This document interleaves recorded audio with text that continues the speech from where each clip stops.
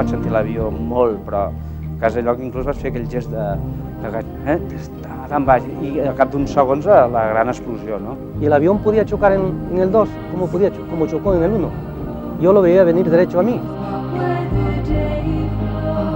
Cuando llegué aquí parecía como había explotado un volcán. Algunas de las escenas son tan terribles y reflejaban una situación tan desesperada y un patetismo tan elevado que se quedan grabadas a fuego en la memoria. És algo horrible, horrible, horrible. Espeluznante. Crec que tots anem prenent consciència dia a dia de lo que va passar i de les conseqüències. En esta situación el terrorismo ha ganado, indudablemente. No hay prácticamente ninguna esperanza, todavía está como desaparecido, pero realmente no hay ninguna esperanza de que aparezca vivo.